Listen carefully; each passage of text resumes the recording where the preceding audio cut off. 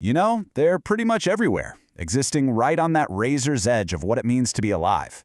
They're not cells, they can't make their own energy, but man, are they responsible for some of history's most devastating diseases. We are, of course, talking about viruses, the ultimate biological hijackers. So let's dive right into the wild world of these microscopic pirates. So, this is the big question, isn't it? It's this huge debate. Outside of a living cell, a virus is basically just an inert chemical. A really, really complex one, but still non-living. But then, the second it finds a host cell, boom! Its genetic material springs to life and it hijacks that cell to make thousands of copies of itself. So, are they living things or just these incredibly sophisticated molecular machines? The answer seems to be kind of both, and also kind of neither. And when you put them side by side with something like bacteria, the differences are just stark. Look here, bacteria have a plasma membrane, they have ribosomes, they can make their own energy. Viruses? Nope, none of that. They are what we call obligatory intracellular parasites, which is a fancy way of saying they absolutely have to be inside a living host cell to multiply. That makes them fundamentally different from, well, pretty much all other life as we know it. All right, so here's our game plan for this explainer. We're going to break down this whole viral world. We'll start with their basic anatomy, what they're made of, then we'll get into how they pick their targets, and the two main strategies they use for the big takeover. We'll also take a look at how scientists even manage to study these things, and we'll wrap up by exploring their really surprising connection to cancer. So what's a virus actually made of? What's in its toolkit? Well, at its very core, every virus has a super simple two-part structure. You've got a payload of genetic material, and this is key. It's either DNA or RNA, but never both. And then there's a protective protein coat wrapped around it called a capsid. That capsid is everything. It protects the genes and helps the virus infect a new cell. Now, viruses come in a few basic shapes. First up, you've got the helical virus. Think of a long rod. The capsid forms this hollow cylinder, almost like a spiral staircase, and the nucleic acid is just coiled up, all safe and sound inside. Viruses that cause really nasty diseases like Ebola and rabies, they have this distinct, super efficient shape. Some viruses, though, take their whole hijacking thing to the next level. We call them enveloped viruses. As they're busting out of a host cell, they literally steal a piece of the host's own membrane and wrap it around themselves. It's this brilliant disguise, this invisibility cloak that helps them hide from the host's immune system. The flu virus is a perfect example of this sneaky design. And then you have the complex viruses. I mean, come on, these things look like they're straight out of science fiction.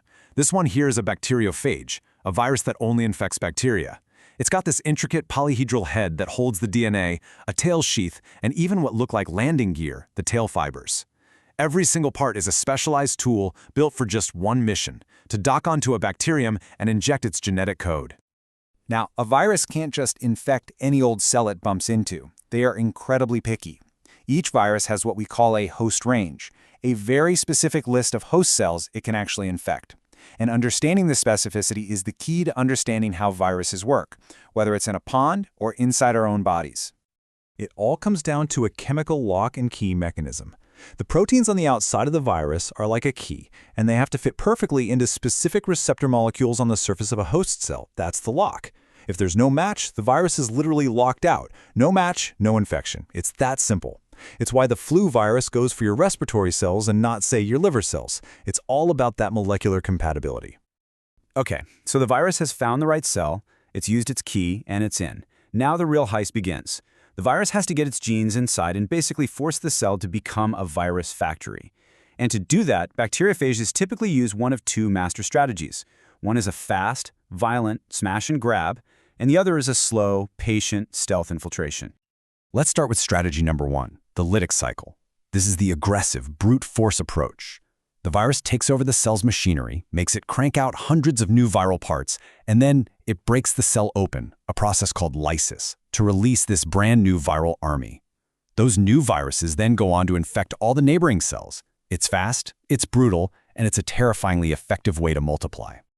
The lytic cycle basically plays out in 5 distinct acts. First, you've got attachment, where the phage locks onto the host cell. Second is penetration, where it injects its DNA payload. Third is biosynthesis. This is the total takeover phase, where the cell is forced to read the viral DNA and just build viral parts. Fourth is maturation, where all those parts automatically assemble into brand new viruses. And finally, release. The cell bursts open, and the new viruses are free.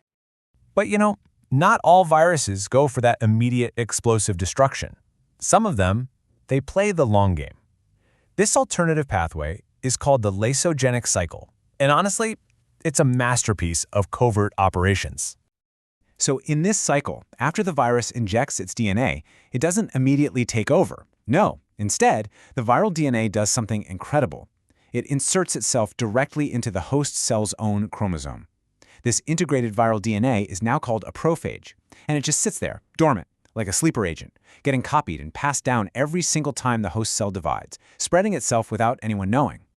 This stealth approach leads to 3 really important results. First, the host cell is now immune to other infections from that same kind of virus. Second, the host cell itself can actually change, sometimes gaining new abilities, like producing a toxin it couldn't before. But here's the kicker. An external trigger, something like UV radiation, can cause that prophage to pop right out of the chromosome and kickstart the destructive lytic cycle. The sleeper agent wakes up.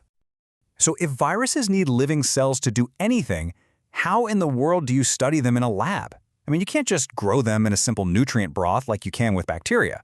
This has always been a major challenge in virology, and it's required some really clever solutions. For a really long time, one of the best ways was to use embryonidated chicken eggs. They're like these perfect, self-contained, sterile little incubators that can grow all sorts of viruses. In fact, this method is still used to make some vaccines, like the flu shot. But today, the preferred method is usually cell cultures. Scientists can grow these perfect, uniform layers of animal cells in plastic flasks, which makes it way easier to grow and watch viruses in a really controlled environment. Okay, so we've seen how viruses hijack cells to make more of themselves. But sometimes this genetic meddling can have a much darker consequence. It turns out certain viruses are directly linked to one of humanity's most feared diseases, cancer. And just look at this number.